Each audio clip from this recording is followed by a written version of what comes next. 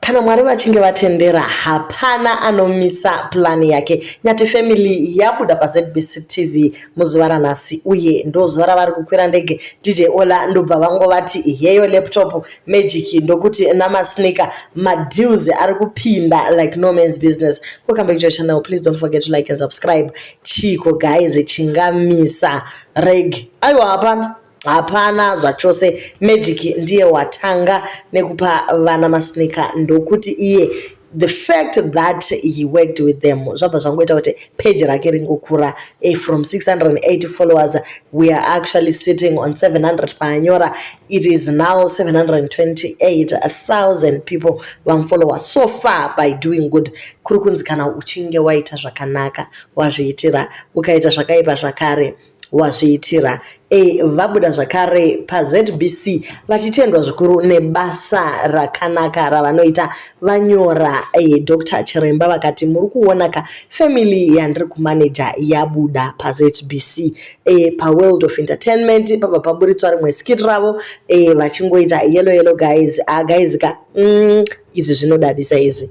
Mwari ava aiwa zvokwadi kana musi wako wanzi uchasvika hapana angakumisa. So Magic wacho atenda akati veduweka ndibvumirewo nditende Nyathi Zimbabwe Gilbert family.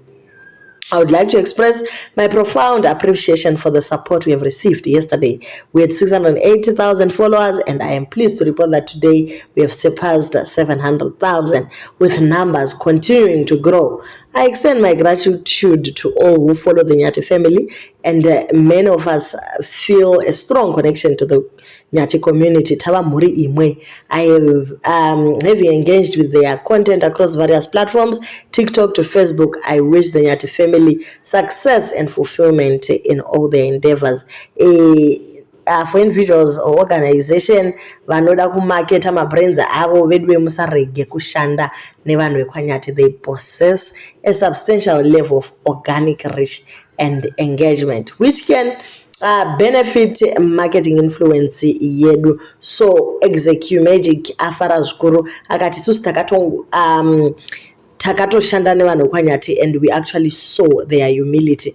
Guys ka vamwe manetizens atoti takatokufollowa zuroka because of them. Not only you but whoever ari kungovaratidza rudo and support. Aiwa isusu tinongotevera. I love the fact that you acknowledge the role played by the Nyathi in your rising number of followers. For that reason of giving credit where it is due. Aiwa, we have gained a follower. Every person has got that one person. Anengewe Magic tese takutongo ku follower. So guys ndo mashoko abva kuna Magic wacho akati we have worked nicely nevanhu vekwanyati. Then tichibva ipapo DJ Ollah vati ivo interview yavo iri kuitwa neFriday pamwechete nemhuri kwanyati asi vachange vauya vakuno kujoini. Okay, so in light of that as well, he actually gave them a laptop yavo vachazoshandisawo guys kuedita videos avo. It is something that they've been trying to also raise money yekutenga, but DJ Ollah vangoti heyo gift kondiani guys asingade kushanda neNyathi family. Izvi zvinodadisa zvakare.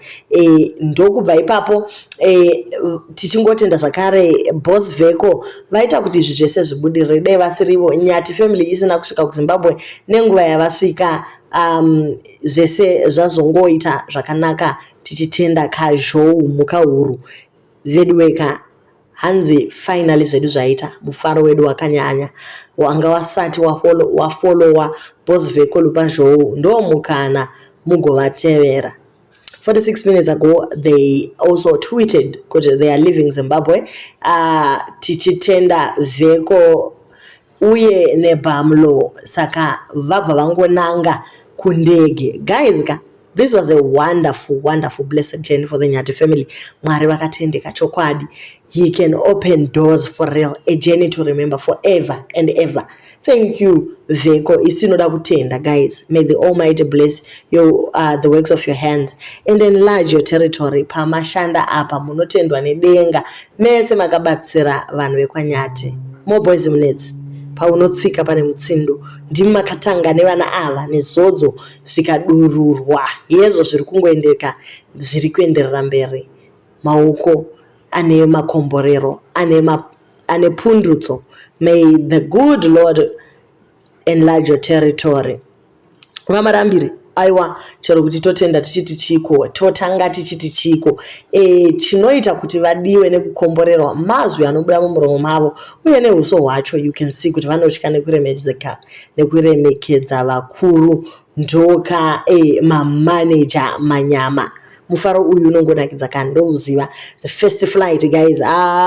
Unenge uchiwa kufara uchiwa mudumbu kunge muchaita seiko ndobatirira papiko vedweka aiwa kana mazoikwira ndege muchatiudza kuri kungonzo rega ndirege kuzotaura, but anyway we are cutting onions, we are crying, we are happy kuti ndimi here guys. Pamwe pacho matova ma-content creator makuru.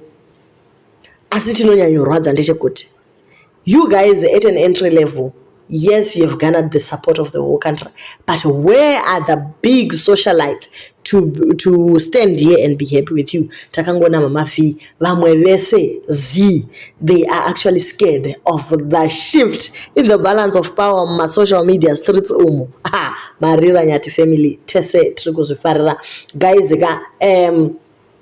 pa national TV, pa Good Morning Zimbabwe guys, Good Morning Zimbabwe, pabudiswa Nyathi family guys, they were so authentic. If you believe in yourself, hapana chinokumisa. Vese vanoshora vanhu on social media muri kufila sei pane umwe akamboya akati aiwawo zvamunoita zvinonyadzisa chino aiwa zvashaya kana basa wani nekunyadzisa kwavo ikoko ko hatisi here kuenderera mberi. Mamwe magosta uya akati asi maririro ari kuita baba namai 6 gani mukati havana kuromba ivava vanodaro ana bullet chaambassador vane 87 pa Facebook asina nhasi vachingori ma-upcoming chete kutokundwa naBest vana Royal Minta vakatouyawo zuro. Mufunge vamwe vari kutouya asi havasi kugona kusumuka sezvangoita Nyathi family. Pane vamwe vakamboti vedweka chero musarambe muchingopa vanhu ava inonzi just charity, just giving them anything, but you should empower them. Vachasvikepi vachirarama nemahenda avo. Asi isusu tiri kungoti kana paitwa basa rakanaka rinoyevedza rinodadisa hapashayikwe mahaters. For example, pane anyora akati no amount of sympathy can make my Nyathi beautiful in natural. Shatrek paside pacho ndobva paiswa picture raKiki kukanzi Kiki muroora wenyika looking good. Zviri kupinda papi? We said everyone has got their own journey. Vamwe pavanotenga mawashing machine tinouya pano touchira, vamwe vakakwirawo ndege tinouya pano touchira zvakare. Akati masocialites anonida kukompeiwa ndiani? Ndiye munhu akakanganisa nyika iyeye. We do not compare masocialites. Umwe neumwe anoita zvake zvinomuitira. Yes, content guys, there is enough room for everyone. Imagine kana SABC 1 yoramba yongoplaya generations yoga pasinawo vana skim sam, pasina vana scandal, pasina this and that. Ameluka kana zvishow zvacho zvichiripo mazano kuti akazviguma nasi zvama TV9. Alright, tiri kungoti susu there is enough room for everyone. Vanofila kuti Nyathi cup of tea yavo aiwa ngavazvimwire tea yacho vagutsikane. Vari kudawo kuenda kuna naDj Kiki, please do so. Vanodawo kuenda kuna mama V, vanoda kuna madam boss, vana maititi.